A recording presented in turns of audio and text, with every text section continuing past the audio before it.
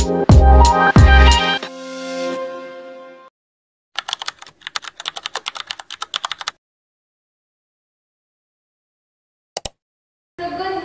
everyone! We are the Group 2.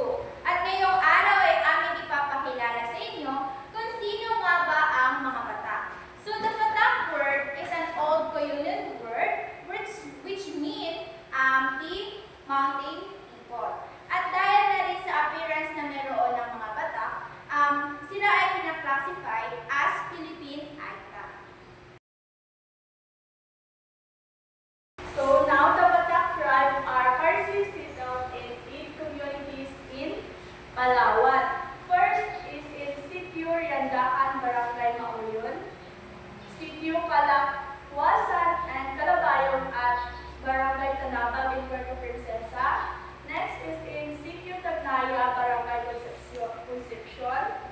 Next is in Sitio Manggating, Barangay Lamongan.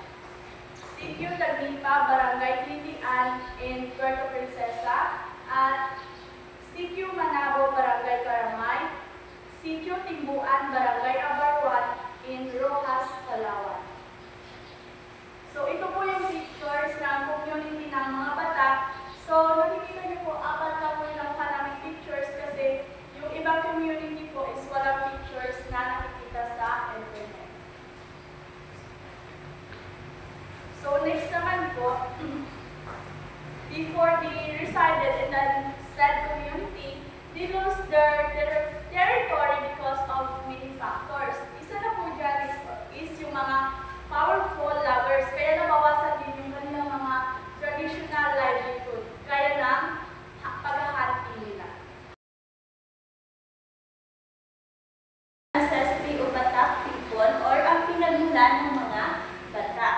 So, ang mga Batak ay kabilang sa mga pangkat etniko dito sa Pilipinas na kung tawagin ay Negrito. At ayon sa mga anthropologists o ang mga nag-aaral sa tungkol sa tao at kultura, sinasabi nila na ang mga Batak people daw ay closely related or kahawig sa mga Aita. Nasabi nila yon dahil na rin sa mga characteristics na magkakapareho sila, gaya na parehong maliliit ang kanilang mga katawan, itim ang kulay ng kanilang balat, at gayon din ang pagkakulot ng kanilang buhok. And may mga nagsasabi din na ang mga Aita daw dito sa ating bansa ay kahawig din ng mga ilang grupo na matatagpuan sa Indonesia at Andaman Islands. Ngunit sabi ng mga genetic studies, ang mga Batak daw dito sa ating bansa ay hindi kapareho ng mga Negrito na matatagpuan sa Andaman Island at Malay Peninsula dahil ayon sa kanila, ang mga Batak, ang kahawig nila ay ang mga Negrito lang na dito sa ating bansa at ilang mga pangkat etniko na pumunta dito sa atin gamit ang land bridges kung saan 50,000 years ago na ang nakakalipas. So ito ay ilan lamang sa mga larawan ng mga Batak people. Ngayon naman po ay dadako na tayo sa subsistence ng mga Batak.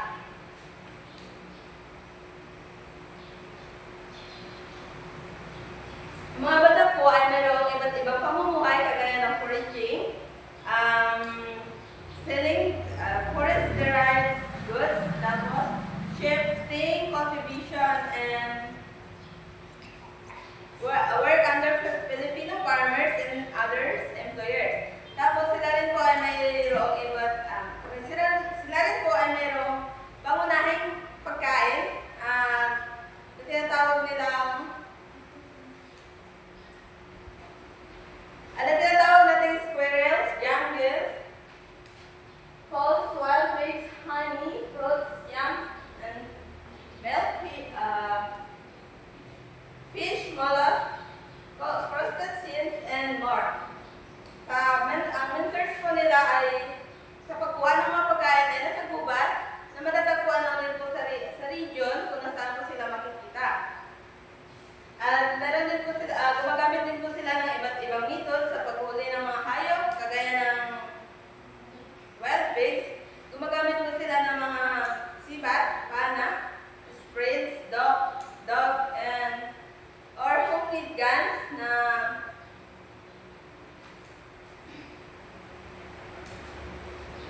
ginawa pa po nagawa pa po ng mga lumipas na panahon at influence na rin po ng mga foreigner. When it comes in trading po, the Batak mostly sold ratans, honey, and Manila bukal. In return, they received a clothing material, rice, and other goods. A few Batak also cultivated rice, corn, sweet potato, and cassava. And the Batak men are usually hired out for a few days to do a certain work like cleaning weeds, harvesting, or to pick coconut and coffee. Local tourism is also source of revenue for the Batak. So nandito po sa larawan, ipinapakita kung ano po yung mga trabaho or yung pinagkukunan nila ng makakain na sa pang-araw-araw. Isa na rin po dito yung paghahapon po nila, pangmangaso, pangingisda, at pag-harvest ng kanilang mga tinanim na palay, at pagkukuha ng mga honey. So, sa sinasabi po dito na ang mga babae daw po ay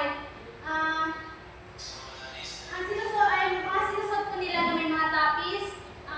Tapos naman po sa mga lalaki, dati po ang sinusot sila po ay nakabahag lang, tapos may mga yung dito po nila, parang nangyari po yun sa ratan.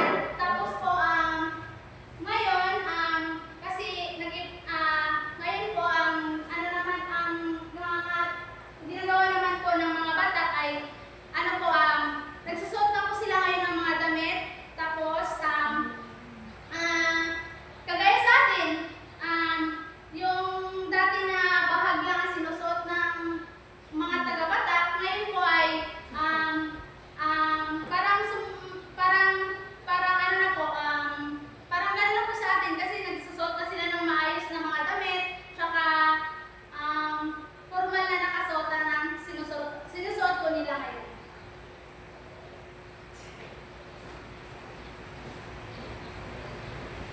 So, narito naman po ang mga produkto na galing po sa Batak. So, ito po yung mga ginagawa nila or hinahabi po nila. Ito sa picture po nakikita niyo po may mga basket, balig. Yan po ang mga produkto na nanggaling po sa Batak. Para naman po sa mga ritual na kanilang ginagawa ay ito po ang una. Alay or opening. Isa po itong ginagawa nila, lalo na po. Ito ang lalo na po sa kanilang tribe. Isa sa pinakamahalagang bahagi ng kanilang paniniwala na kung saan ito ay inihandog nila sa kanilang mga diwata. Kasi mga kadiwang sa mga espiritu sa kalikasan. At ang sumunod naman po ay ang pagdiwata. Ang pagdiwata, ito ay isang seremonya na kung saan sila ay humingi ng basbas ng kataas-taasang nilalang na basbasan ng masaganang ani ng kanilang pinagkukunan ng kanilang hanap buhay, katulad na lang po na kanilang tinatanim ng mga palay, kamuti at iba pa. At isa na rin po ang dito ay yung mabigyan ng maraming huli sila sa pangangaso. Halimbawa na lang po dito ay sa pangangaso na kanilang ginagawa ay yung paghuli ng mga baboy ramo at mga iba pang mga hayop na meron sa kagubatan na kanilang huli para sa kanilang pagkain. Sumunod naman ay ang katarusan. Ito ay tinuturing ng pinakamataas na anyo na nilalaki ng sayaw ng mga bata. Mayroong tatlong natatanging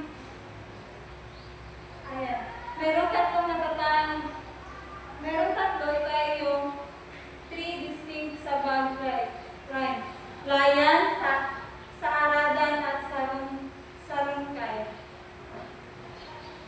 susunod naman po ay na-recall na kanilang ginagawa ay ang lambay. Ito ay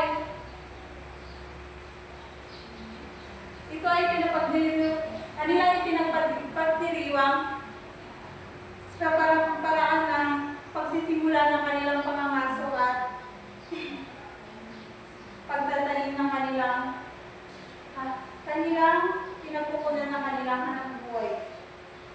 Ang last naman po ay ang tawid. Ito naman po ay isang nagsasagawa sila ng war dance para itaboy ang mga espiritu, ang masasamang espiritu na magbabatlang saktan silang mga tao. Ayan po yung mukha ng tawid.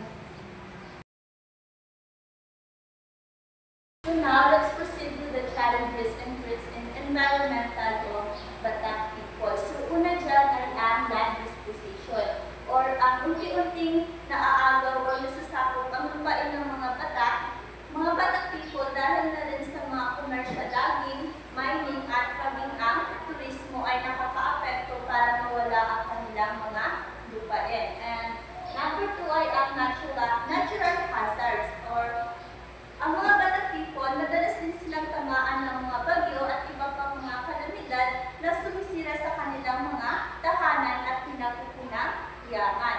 Dahil nga din mahina ang proteksyon at suporta na natatanggap nila, mas matindi ang epekto sa kanila ng mga natural hazard or natural disaster. And number 3 ay ang cultural erosion. Dahil na rin sa makabago or modernisasyon at influensya ng iba sa kanila, so unti-unting nawawala ang tradisyon at nakasanayang gawin ng mga Batak people. Gaya na lamang ng decrease in pure Batak individuals or ang kanilang puro Batak. And number 4 ay ang marginalization or ang pagkakahiwalay or pagkakalimot sa kanila. So, madalas silang naiisang tabi sa lipunan. So, ibig sabihin, hindi sila gaano nabibigyan ng pantay na pagkakataon or hindi sila nakakatanggap ng sapat na serbisyo tulad na lamang pagdating sa edukasyon at rin sa serbisyong pangkalusugan.